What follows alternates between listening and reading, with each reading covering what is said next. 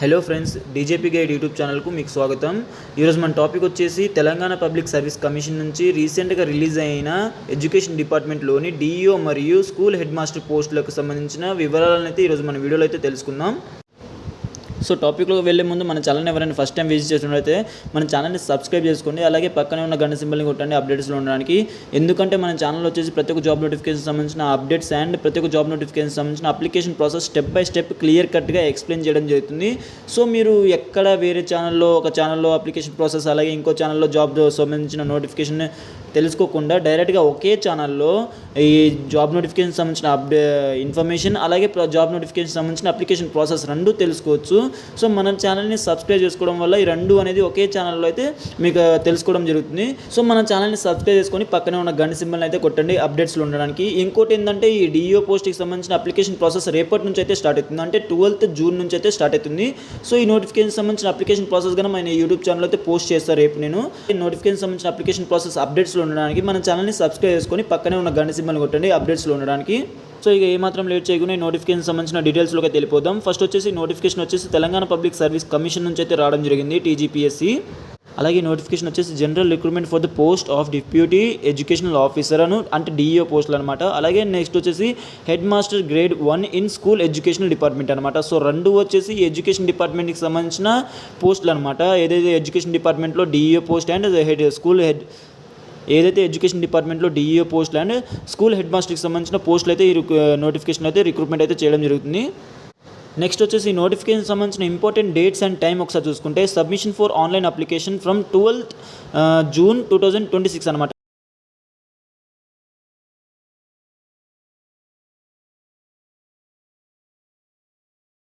ఈ నోటిఫికేషన్ సంబంధించిన last date and time of submission of online application వచ్చేసి 19/7/2026 అంటే జూలై 19 వరకు అయితే ఈ నోటిఫికేషన్ సంబంధించిన అప్లికేషన్ ప్రాసెస్ అనేది జరుగుతుంది. ఈవినింగ్ 5 వరకు అయితే జరుగుతుంది, 19 జూలై వరకు అయితే. సో ఈ నోటిఫికేషన్ సంబంధించిన హాల్ టికెట్ అనేది ఎప్పుడు డౌన్లోడ్ చేసుకోవచ్చు అంటే బిఫోర్ మీ ఎగ్జామ్ ఏదైతే సపోజ్ ఒక 7 డేస్లో మీ ఎగ్జామ్ అనేది ఉంటుంది. సో 7 డేస్ ముందు అయితే మీరు ఈ నోటిఫికేషన్ సంబంధించిన హాల్ టికెట్ని అయితే డౌన్లోడ్ చేసుకోవచ్చు. అలాగే నెక్స్ట్ వచ్చేసి ఎగ్జామినేషన్కి సంబంధించిన షెడ్యూల్ ఒకసారి చూసుకుంటే అక్టోబర్ 2026 అయితే ఎగ్జామ్ అయితే కండక్ట్ చేయడం జరుగుతుంది. పర్టికులర్ డేట్ అనేది ఇవ్వలేదు. సో అక్టోబర్లో అయితే ఈ నోటిఫికేషన్ సంబంధించిన ఎగ్జామ్ అనేది కండక్ట్ చేయడం జరుగుతుంది. పర్టికులర్ డేట్ ఇవ్వలేదు కాబట్టి డేట్ అనేది మెన్షన్ చేయలేదు. సో డేట్ అనేది ఇక్కడ మనం చెప్పలేము. అలాగే ఈ నోటిఫికేషన్ సంబంధించిన కంప్లీట్ వేకెన్సీస్ ఒకసారి చూసుకుంటే డిఈఓ అండ్ హెడ్ మాస్టర్ పోస్ట్కి సంబంధించిన కంప్లీట్ వేకెన్సీస్ వచ్చేసి 24 వేకెన్సీస్ అయితే భర్తీ చేయడం జరుగుతుంది ఈ నోటిఫికేషన్లో, ఈ రిక్రూట్మెంట్లో. అలాగే ఈ నోటిఫికేషన్ సంబంధించిన ఏజ్ లిమిట్ ఒకసారి చూసుకుంటే 18 నుంచి 44 మిడిల్లో ఎవరైతే ఉన్నారో వాళ్ళు ప్రతి ఒక్కరు అయితే ఈ నోటిఫికేషన్ అయితే అప్లై చేసుకోవచ్చు. శాలరీ పేమెంట్ ఒకసారి చూసుకుంటే 58,000 నుంచి 1,37,000 వరకు అయితే శాలరీ పేమెంట్ చేయడానికి అవకాశం అయితే ఉంటుంది.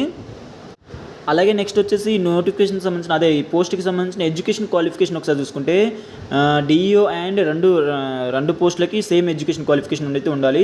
So must process bachelor degree అనేది మీ దగ్గర అయితే బ్యాచిలర్ డిగ్రీ అంటే మీ గ్రాడ్యుయేషన్ డిగ్రీ అనేది కంప్లీట్ చేసుకుని ఉండాలి.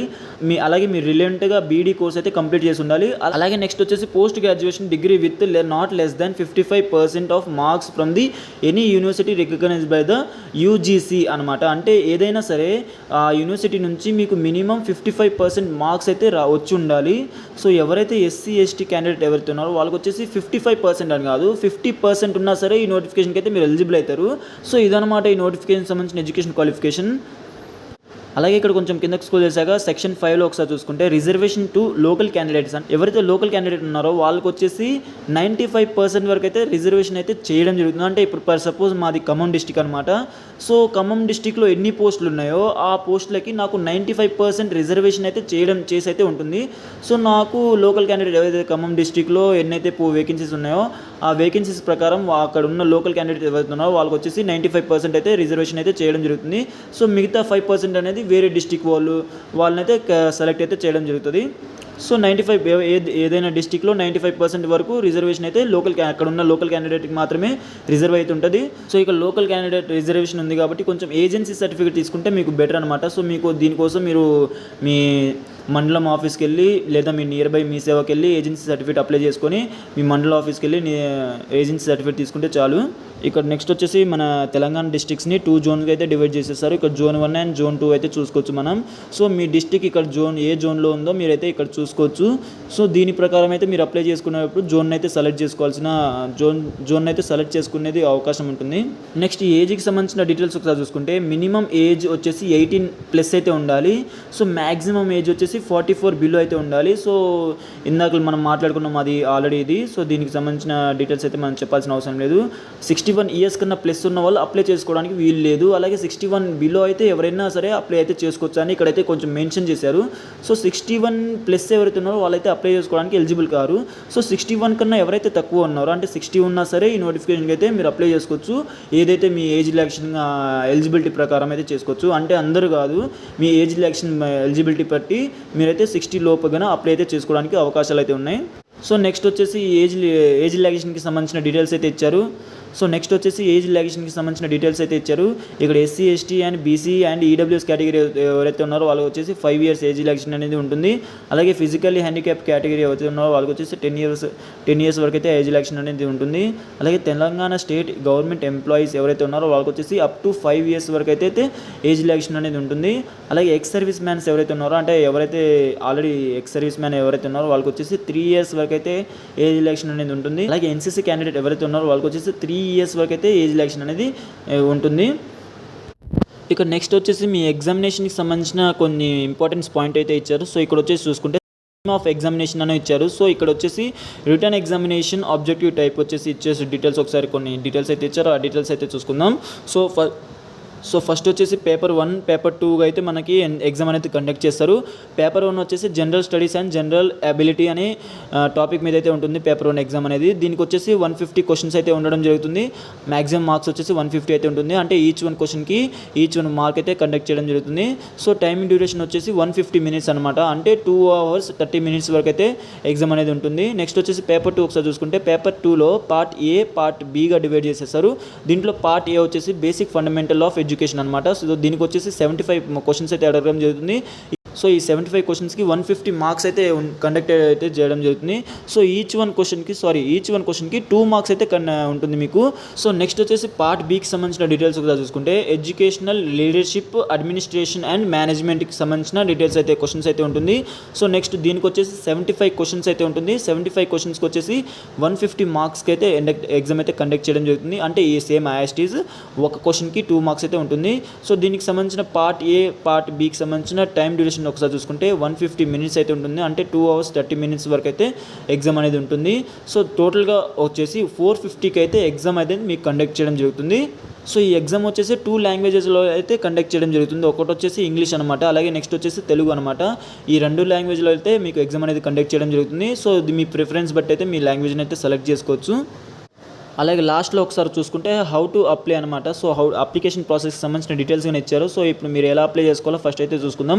ఒకసారి స్టెప్ 1 చూసుకుంటే the applicant who has not registered OTR previously has to visit the website www.tgpsc.gov.in and fill the OTR form the obtain TGPSC ID. అంటే దీని అర్థం ఏంటంటే ఎవరైతే ప్రీవియస్గా ఓటీఆర్ రిజిస్ట్రేషన్ చేసుకోలేదో వాళ్ళు వచ్చేసి మీరు ఏం చేయాలంటే టీజీపీఎస్సీ వెబ్సైట్కి వెళ్ళి ఓటీఆర్ ఫామ్ అనేది మళ్ళీ రిజిస్ట్రేషన్ అయితే చేసుకోవాలి. రిజిస్ట్రేషన్ చేసుకొని టీజీపీఎస్సీకి సంబంధించిన ఐడి అనేది ఉంటుంది. సో టీజీపీఎస్సీకి సంబంధించిన ఐడి అనేది మీరు జనరేట్ చేసుకోవాలి. రిజిస్ట్రేషన్ చేసుకొని ఓటీఆర్ రిజిస్ట్రేషన్ చేసుకొని ఎవరైతే ఆల్రెడీ రిజిస్ట్రేషన్ చేసుకుని ఉన్నారో ఓటీఆర్కి వాళ్ళు వచ్చేసి డైరెక్ట్గా మీరు ఏం చేసుకోవాలంటే డైరెక్ట్గా అయితే మీరు అప్లై చేసుకోవచ్చు. మీ ఓటీఆర్ ఆల్రెడీ మీకు సంబంధించిన టీజీపీఎస్సీ ఐడి అనేది ఉంటుంది. సో ఐడి ద్వారా మీరు లాగిన్ అయిపోయి మీరు డైరెక్ట్గా అయితే ఈ నోటిఫికేషన్కి అయితే మీరు అప్లై చేసుకోవచ్చు అని ఇక్కడ మెన్షన్ చేశారు. సో ఎవరైతే కొత్తగా ఓటీఆర్ చేసుకుంటున్నారో వాళ్ళు వచ్చేసి ఇక్కడ ఇంకోటి మెన్షన్ చేశారు. అదేంటంటే ఎవరైతే కొత్తగా ఓటీఆర్ చేసుకుంటున్నారో వాళ్ళు వచ్చేసి మీ అప్లికేషన్ ఫామ్ అనేది కొంచెం కేర్ఫుల్గా డీటెయిల్స్ అయితే ఇవ్వండి అని చెప్పారు. అంటే ఏదైనా మిస్టేక్స్ ఉంటే ఈ ఏదైతే ఆర్గనైజేషన్ ఉందో అంటే ఏదైతే కమిషన్ ఉందో ఆ కమిషన్ అనేది ఎటువంటి రెస్పాన్సిబిలిటీ తీసుకోదు. సో మీరు ఏదైతే అప్లికేషన్ ఫామ్ ఫిల్అప్ చేస్తున్నారో సో అప్పుడు మీరు ఏ మిస్టేక్ చేసినా సరే మీరే రెస్పాన్సిబిలిటీ తీసుకోవాలని ఇక్కడ మెన్షన్ చేశారు. సో దీనికి మీరు అప్లికేషన్ ఫామ్కి సంబంధించిన మీరు అప్లికేషన్ ఫామ్ చేసేటప్పుడు ఏదైతే మిస్టేక్స్ ఇస్తారో దానికి ఈ కమిషన్కి ఎటువంటి రెస్పాన్సిబిలిటీ లేదని ఇక్కడైతే మెన్షన్ చేశారు. సో అప్లికేషన్ ఫామ్ చేసేటప్పుడు మీరు ఇచ్చే ఇన్ఫర్మేషన్ని కొంచెం డీటెయిల్స్గా చూసుకొని మరి ఇవ్వండి. సో ఈ నోటిఫికేషన్ సంబంధించిన అప్లికేషన్ ప్రాసెస్ స్టార్ట్ అవ్వలేదు కాబట్టి రేపటి నుంచి స్టార్ట్ అవుతుంది కాబట్టి మీరు ఇప్పుడు నార్మల్గా బేసిక్స్ చూపిస్తా ఈ నోటిఫికేషన్కి మీరు ఎలా అప్లై చేసుకోవాలో. సో ఫస్ట్ వచ్చేసి మీరు ఏం చేయాలంటే టీజీపీఎస్సీకి సంబంధించిన ఆఫీషియల్ వెబ్సైట్ అయితే వెళ్ళిపోండి.